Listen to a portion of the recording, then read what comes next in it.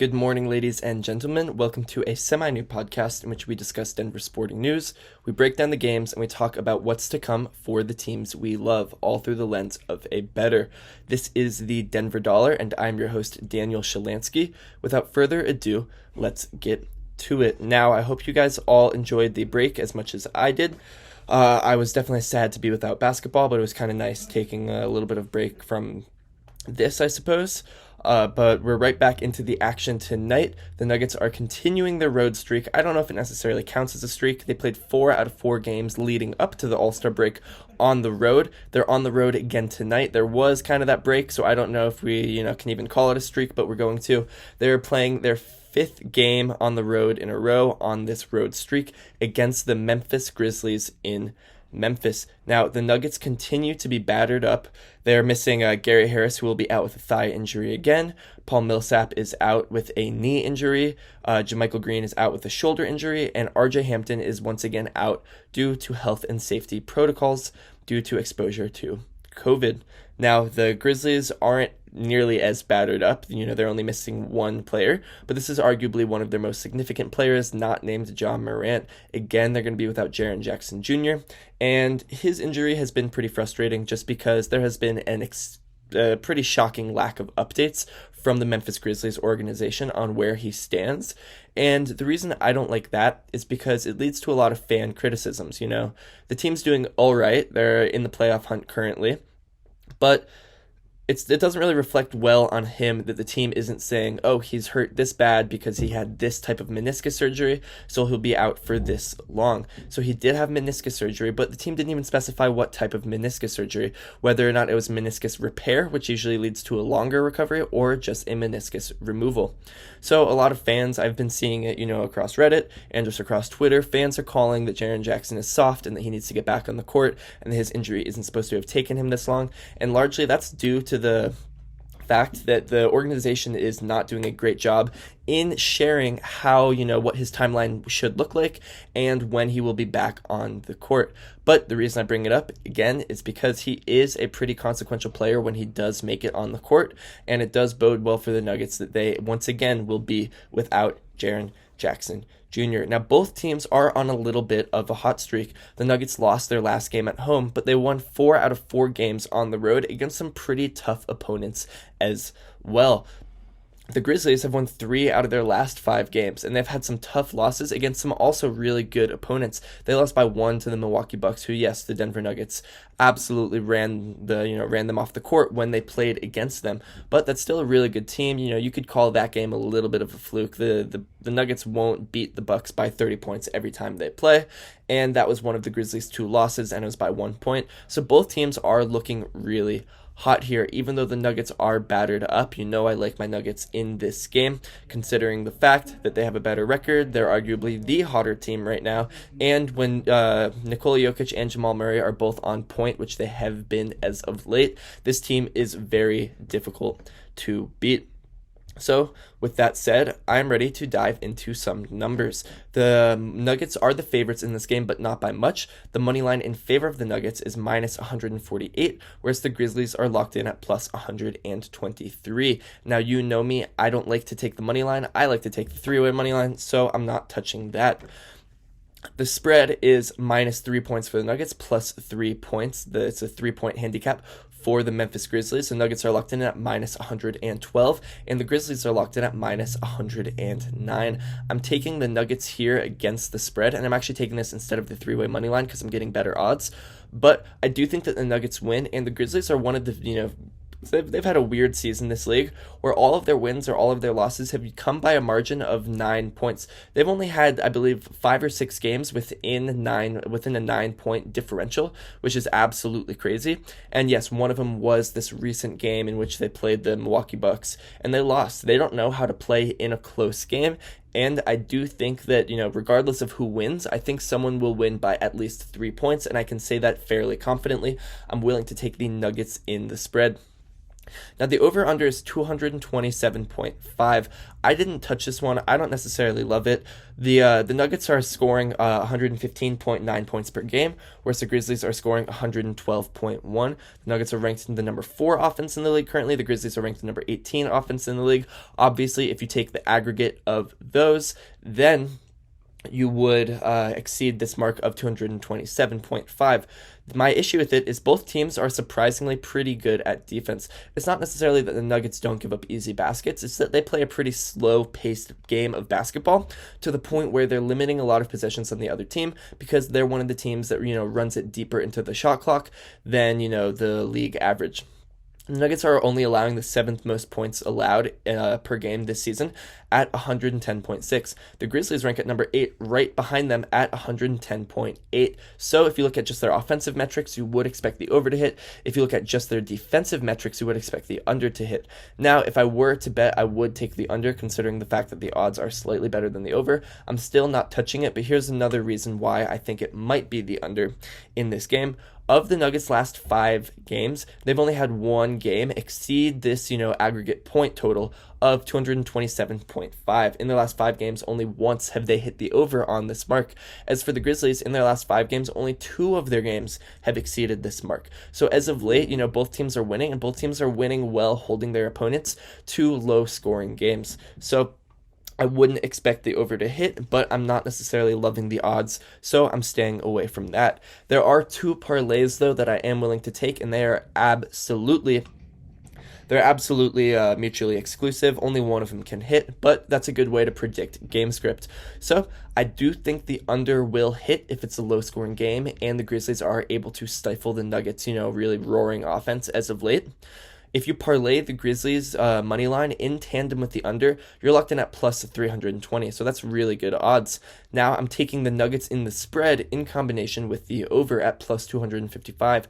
I think if the Nuggets are able to pull it out, it's likely that it is going to be kind of a high-scoring game, and in which case they would win by at least 3 points, and, it'd be a high-scoring game. So, even though obviously only one of those can happen, and it's possible that neither of them can happen, if either of them hit, we're in the money pretty big, considering one of them is locked in at plus 320, and one of them is locked in at plus 255. As long as those are in the plus at all, you're going to be walking away with gains rather than losses if only one of them hits.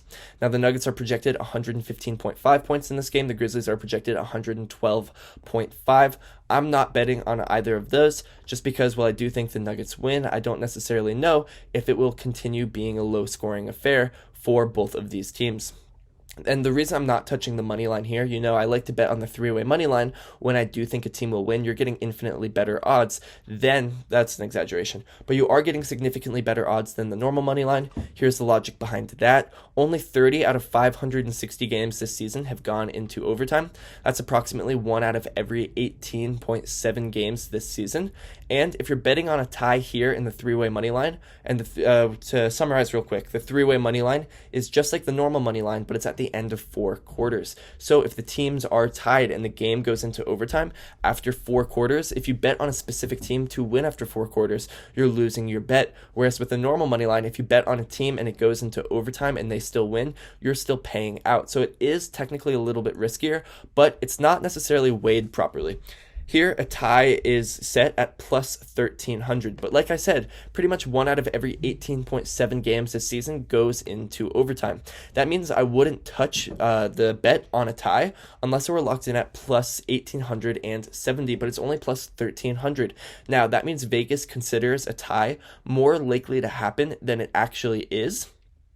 And that means that they're, undervaluing the payout that, you should be getting if you were to bet on a tie. But everything here is inversely related. And because Vegas considers a tie more likely to happen than it actually is, you're going to be getting better odds than you should if you just bet on the normal 3-way money line. That said, I'm not touching it here because you're getting better odds with the spread. And if the Nuggets win, I don't want to double down, but if the Nuggets win, I do think it'll be by a margin of 3 points pretty handily. It's a little bit riskier than the 3-way money line, but I absolutely think that, either team will win by at least 3 points. You're getting better odds with that than the normal money line and even the 3-way money line. Those are the popular bets that, most betting websites tout on the front page of each game. Let's dive into some player props, and then after that, we will finish the show with our patented tip-off analysis.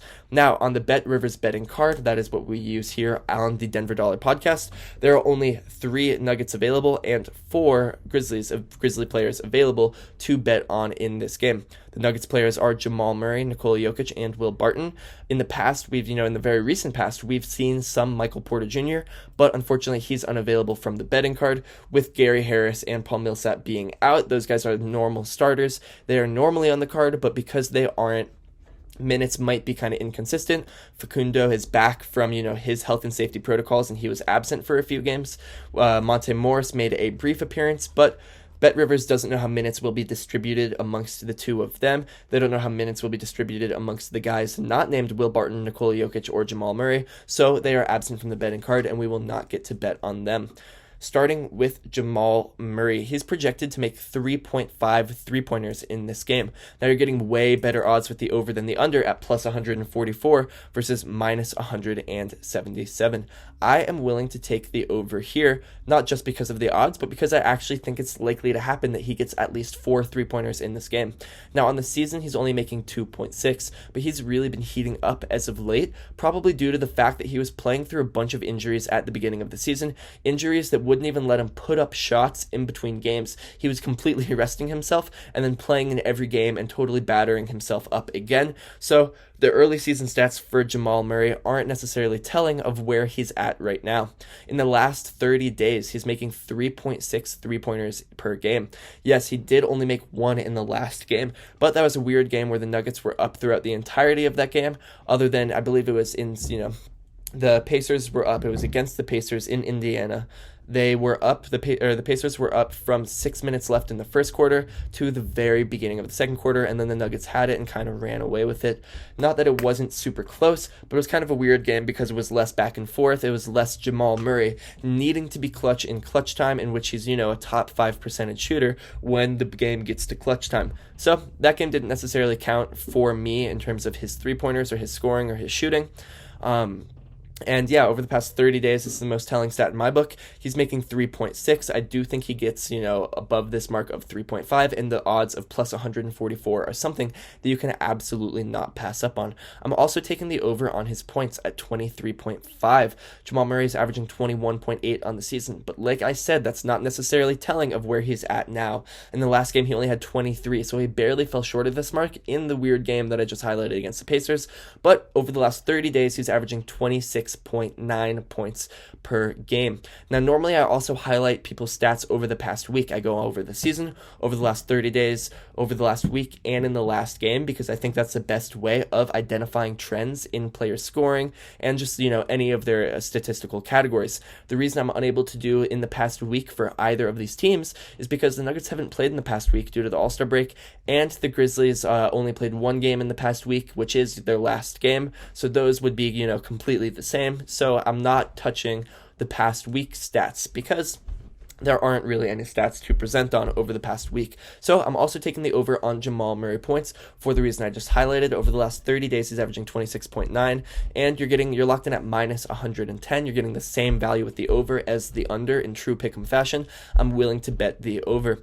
Now, I'm not touching his assists or his rebounds. I do think he gets more than 4.5 assists in this game, but I don't love the value attached to the over, and the opposite goes for rebounds. I do think he gets the under on rebounds in this game, but I don't love the value attached to the under. I am going to bet that he gets at least 32.5 combined points, assists, and rebounds. That is considered the player special. The over is locked in at minus 110, and let me tell you why I think he will get that. In this weird last game, he only had 29 combined points, assists, and rebounds, so it was kind of low for him.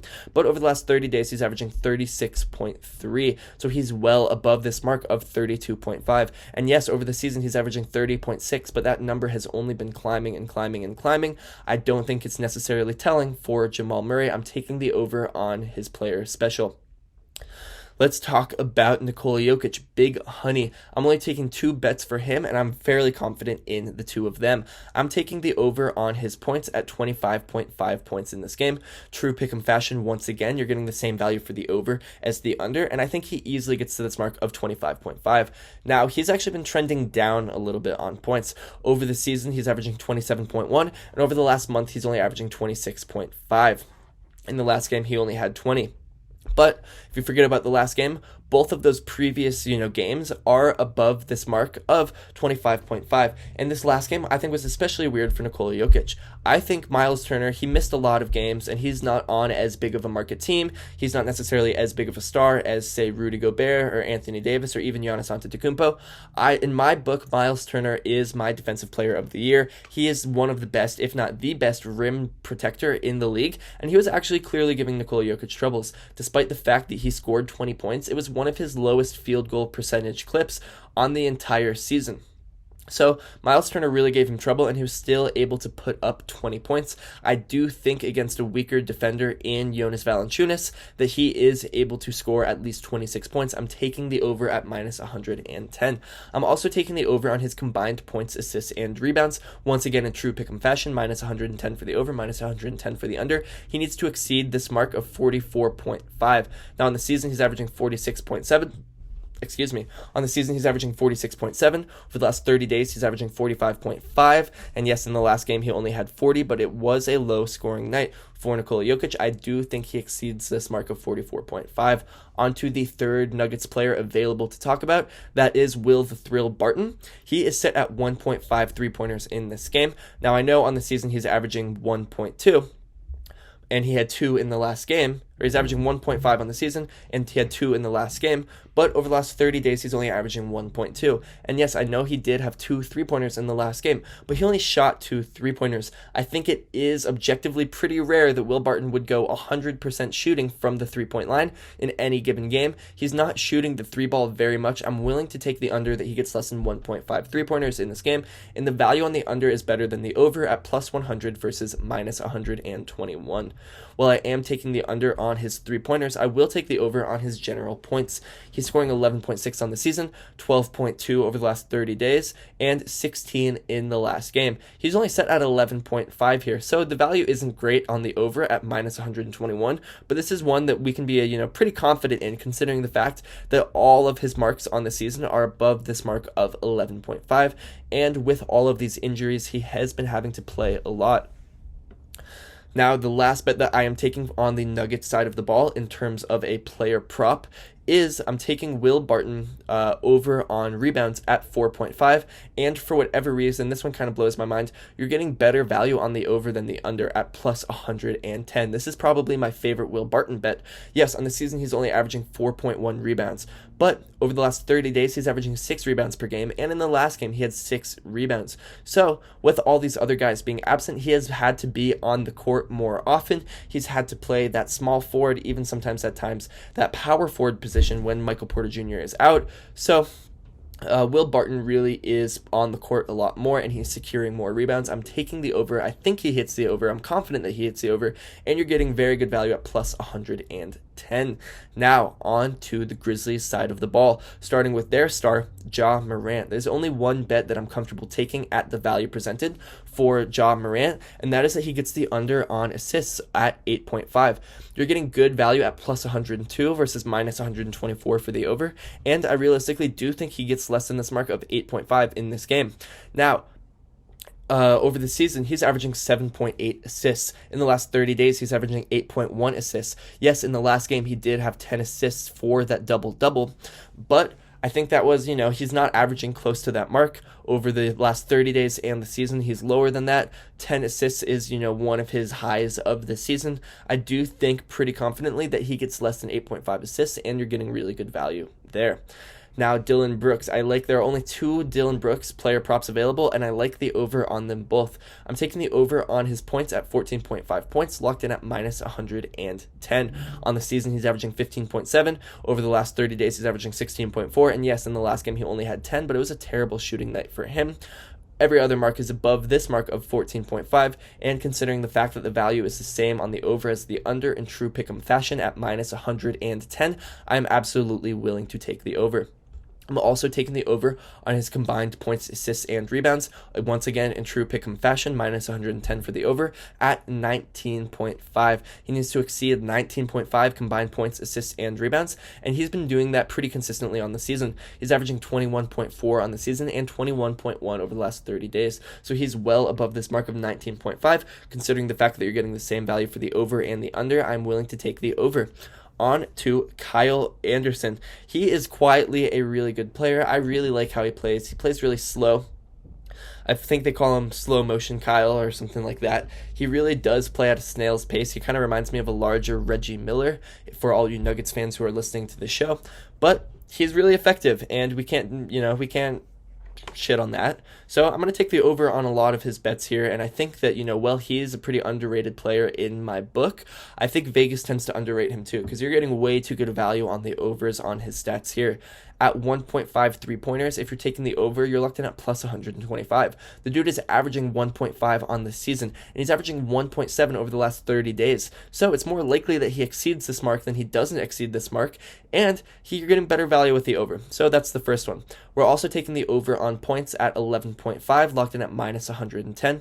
Once again, in true pick'em fashion, he's averaging 13.4 on the season, 14.5 over the last 30 days, and he had 13 in the last game. Every sign points to the fact that he would have more than 11.5, especially considering the fact that the Nuggets are lacking a true power forward right now. Yes, Michael Porter Jr. has done a great job stepping up, and even he looks good defensively, but without Paul Millsap or Michael Green, I think it's going to be difficult for people to guard Kyle Anderson. Taking the over on his points. I'm taking the over on his rebounds as well. This one is probably the worst value that I'm taking for Kyle Anderson. I'm taking the over on 4.5 rebounds, locked in at minus 134, but I'm so confident that he hits it. He's averaging 6.1 on the season and 5.3 over the last 30 days. He also had 5 in the last game. So every number that is available to look at for Kyle Anderson here points to the fact that he would secure easily more than 4.5 rebounds. And yes, the value is not great at minus 134, but I consider it absolutely worth taking. On to his player special, I'm taking the over that he gets more than 20.5 combined points, assists, and rebounds, locked in at plus 100. That is better value than the under. He's averaging 23 on the season, 22.8 over the last 30 days, and 21 combined points, assists, and rebounds in the last game. I'm taking the over considering the value is better. Now let's talk about Jonas Valanciunas really quickly. I don't love him as a player or as a dude, and I probably should give him more of a chance. I was just pretty perturbed by one play he had when they were playing the Sacramento Kings earlier this month. Metu, who is a great athletic young player, absolutely dunked on him, posterized him, and you could tell that Jonas Valanciunas' confidence, his ego was a little bit shook because there was not a safe place for Metu to land. He couldn't get his feet under him if he didn't hang on the rim. So he was hanging on the rim, waiting for Valanciunas to move and get away from him. In the meantime, it looked kind of like a piggyback. Valanciunas wasn't getting out of the way and giving him a safe place to land, and he was mad that he got dunked on. He was mad that a player was hanging on the rim on top of him, and he grabbed his leg and threw him to the ground. Now, he only received a technical for this, but it was later released by the Sacramento Kings that on that play, Metu fractured his wrist. It was absolutely a non-basketball play by Jonas Valanciunas, and the only reason it occurred was because Valanciunas' confidence, his ego was shook by the fact that he got dunked on. This isn't necessarily so relevant to his numbers, but I just want to say, that's not called for in the league. And what happened was he was mad about this thing that, really hurt his ego. Someone was hanging on the rim above him, and he didn't like that. On the very next play that he fractured Metu's wrist on, he dunked it and was desperately looking for somebody to return the favor to, and he was hanging on the rim. He ended up giving one of his old teammates a crotch full of Jonas Valanciunas, and it just shows that, if he considers himself not above, performing that exact action, how does he justify throwing another player to the ground, potentially injuring him, which he did? If he's willing to do the exact same thing, how does he justify hurting another player for doing it to him? So I don't love the dude, but his numbers are pretty good, and you can't hate on his numbers. I'm taking the over on his rebounds. That's the only one I'm taking at 11.5, locked in at minus 110. He had 20 rebounds in the last game. He's averaging 11.6 on the season and 12.4 over the last 30 days. Yes, I think that 20 rebound game is kind of an apparition. I don't think that he gets 20 rebounds that consistently. In fact, I know he does not get 20 rebounds that consistently, but considering the fact that he has been dominating the glass as of late, I do think that 11.5 rebounds is an easy mark for him to secure.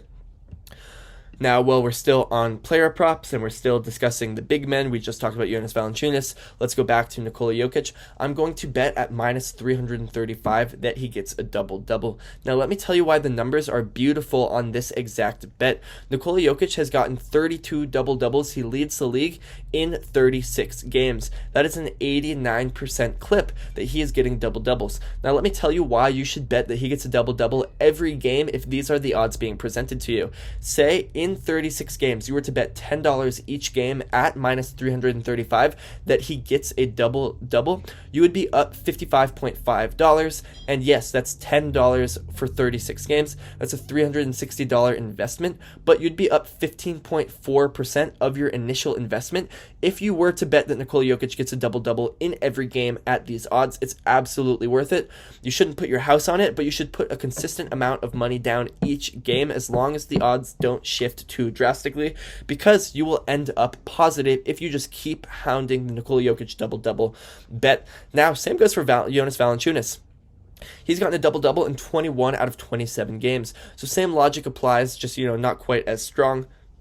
If you were to bet $10 on Jonas Valanciunas to get a double-double in every game that he's played this season so far, you would be up $21.3. Yes, it's a $280 investment considering he's played 28 games, and you'd be betting $10 each game, but you would be up 7.6% of that initial investment. It's not quite Nikola Jokic's 15.4, but both of those in the world of investing, and considering the fact that these are safer bets, they're barely even bets at this point, that's an excellent investment, plus 7.6 or plus 15.4 in the span of several months that the NBA season has been going on. If you want to put big money on any bets in this game, those those are the two bets to do it on. Now, let's do our tip-off analysis. It will be Nikola Jokic, the Joker, versus Jonas Valanciunas. Now, Jokic has a wingspan of 7'3", which is way shorter than Jonas Valanciunas' wingspan of 7'6". Now, I do think if Jokic is able to pull this out, it won't be because of athleticism. It'll be because he kind of has like this veteran presence of mind, despite being only 26, where he knows exactly when to time it, to the point where he gets the tip-offs when it should be called a foul, or not a foul, it should be called a violation on him. He tips the ball before it reaches its max point, which is technically not allowed, but he does it in such a way that the refs never call it. They really don't call him for this ever, and he never wins based on athleticism or hops. He wins based on timing, and I think if Nikola Jokic is able to win this one, it would have to be based on timing, considering the fact that Jonas Valanciunas has a bigger wingspan and a higher vertical than him. Now, Nikola Jokic has actually been struggling a little bit on tip-offs as of late. He's only won 2 out of his last 5 tip-offs, losing against, people that he probably should beat. He probably should beat 6'9" Wendell Carter Jr., but he didn't. He probably should beat Brook Lopez, or should I say the shell of Brook Lopez, considering he's an old man at this point and he really lacks athleticism. He probably shouldn't have beat Miles Turner. Miles Turner is long and athletic, so that one I do buy as being difficult, but of those 3 losses, 2 of them were, pretty un-Jokic-like. So maybe he's in a little bit of a slump when it comes to the tip-off, which is such a funny thing to say because analysts never talk about this, but we talk about it here on the Denver Dollar. So Nikola Jokic is struggling just a little bit. Onto Jonas Valanciunas, he's won 3 out of his last 5 as opposed to 2 out of Jokic's last 5. Now, here's what kind of throws a wrench in it. He beat Mo Wagner in the last game, or he beat Mo Wagner 2 games ago when they played against the Wizards. He won that tip-off, but he lost the tip-off 2 days ago on Wednesday when the Grizzlies played against the Wizards post All-Star break. So he beat Mo Wagner and he lost to Mo Wagner. The reason that's difficult is because 5 games ago, the Nuggets played against the Wizards, and Nikola Jokic beat Mo Wagner. So I really want to say it's going to be Jonas Valanciunas, but he's 50-50 with an opponent that Jokic handily beat. And they haven't played against each other this season, so we can't really look at head-to-heads yet. I'm still willing to bet on Jonas Valanciunas, considering the fact that Jokic is in a little bit of a slump, and Valanciunas is taller, more athletic, with a higher, with a larger wingspan. I am willing to bet on Jonas Valanciunas, but the fact that he lost to Mo Wagner is a little bit spooky for me. Now, just to, give myself some credibility on these tip-off analyses, of the season, we've done 25 podcasts, and we've been right on who's going to win the tip-off 19 times. That is a 76% clip as to who will win the tip-off, and the reason that is so important is because that gives us every advantage in terms of who we can bet on to score first in any given game. We're up big money betting on individual teams to score first in any given game. Now, I'm saying that Jonas Valanciunas is going to win this tip-off against Nikola Jokic tonight in Memphis, so the Grizzlies will have the ball first. That doesn't mean that they will necessarily score first, but it does mean, like I just said, they will have every advantage to score first at minus 110, true pick'em fashion, minus 110 for the Nuggets, minus 110 for the Grizzlies. I'm going to bet that the Grizzlies score first in this game. That is going to wrap it up for us today, ladies and gentlemen. Thank you so much for listening to the show. Don't forget to like and subscribe. Don't forget to tell your friends all about it. That is only if they like winning money, and we will see you next time.